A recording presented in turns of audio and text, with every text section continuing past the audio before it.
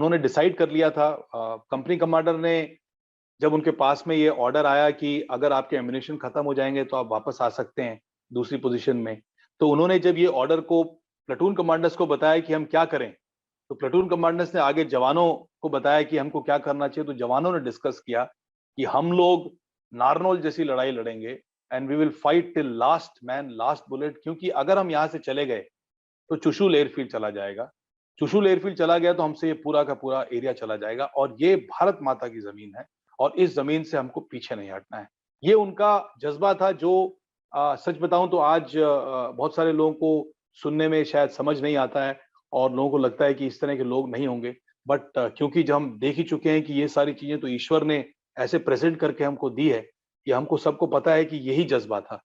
तो इन शेरों ने डिसाइड किया जान दे देंगे, लेकिन आखिरी गोली तक, आखिरी बूंद खून जब तक हमारे शरीर में है, तब तक हम लड़ेंगे और एक स्टेप भी पीछे नहीं हटेंगे।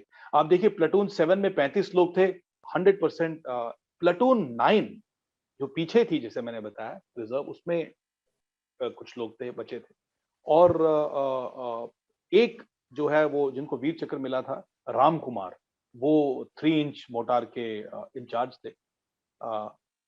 तो हाँ, बस इसी वजह से जब उन्होंने जवानों ने डिसाइड कर लिया था और जवानों ने प्लेटून कमांडर्स को बोला कि हम ये लास्ट मैन लास्ट बुलेट लड़ाई लड़ेंगे, उन्होंने जाके कंपनी कमांडर को बोला। कंपनी कमांडर मना कर सकते थे कि नहीं, this is not how we will do, हम लोग इस तरह से करेंगे, और वो किसी भी टाइम ऑर्डर देते तो ये जवान वापस आते। लेकिन कंपनी कमांडर भी इसमें शामिल थे कि हम, मेजर साहब ने भी जब सोचा मेरी पूरी कंपनी पीछे नहीं हटना चाहती है, तो वो तो लीडर है, उनको भी पीछे नहीं हटना है। उन्होंने इस चीज को एनकरेज किया, उन्होंने इस चीज को अप्रूव किया और तभी सारे के सारे लोग वहां पे उन लोगों ने अपनी प्राण की शहादत।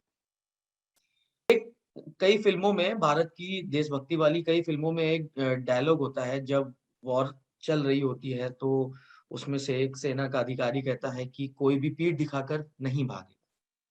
अगर पीठ दिखाकर आप भागेंगे तो मैं उस जवान को गोली मार दूंगा। हाँ, और हाँ, मैं आपको ये भी इजाजत देता हूँ कि गलती से अगर मेरे कदम भी लड़खड़ाए या मैं पीठ दिखा के भागूंगा तो आप मुझे बिना रोके गोली मार दीजिए। ये लाइन और ये जो डायलॉग है इनकरेज करने का अपने जवानों को, तो क्या ये जो फिल्मों में यूज होता है, फिल्मों में धड़ल्ले से इस्तेमाल किया जाता है, ऐसा कई मूवीज में मैंने देखा है, कई फिल्मों में मैंने देखा है, तो क्या ये यहीं से लिया गया है, इसी वॉर से? आ, मुझे नहीं पता इस वॉर से लिया गया है कि नहीं लिया गया है। लेकिन हाँ, इस वॉर में ये जरूर हुआ था कि जो हमारी प्लेटून 8 थी, जिसके हरी राम, जो जिसके वो थे, जेसीओ थे, मतलब उस समय जमादार बोलते थे, अब नायब सूबेदार बोलते हैं, नायब सूबेदार हरी राम, इनफैक्ट वो सबसे सीनियर मोस्ट जेसीओ थे पूरी कंपनी के।